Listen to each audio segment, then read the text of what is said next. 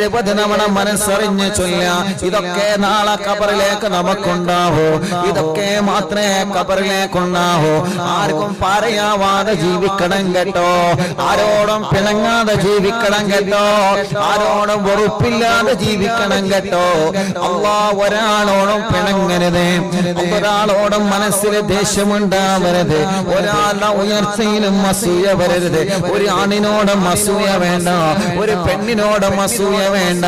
അയൽവാസിയോട് അസൂയ വേണ്ട. കൂടെ പഠിച്ചവനോട് അസൂയ വേണ്ട.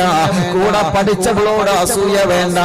മറ്റൊരാൾക്ക് അല്ലാഹ് നിഅമത്ത് കൊടുത്തതിന്റെ പേരിൽ നീ അസൂയപ്പെടണ്ട.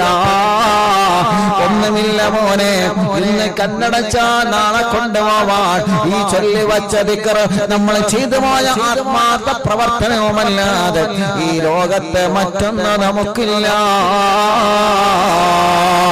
ഉമ്മമാരെ, പാപ്പമാരെ, ഖാജാ തങ്ങളുടെ ആണ്ടിന്റെ ദിവസമല്ലേ, അവിടുത്തെ ബറക്കത്ത് കൊണ്ട് റബ്ബ് നമുക്ക് ഹിജാബത്ത് തരട്ടെ. അല്ലാഹ് നമ്മളെ സ്വർഗ്ഗത്തിൽ കടത്തി തരട്ടെ.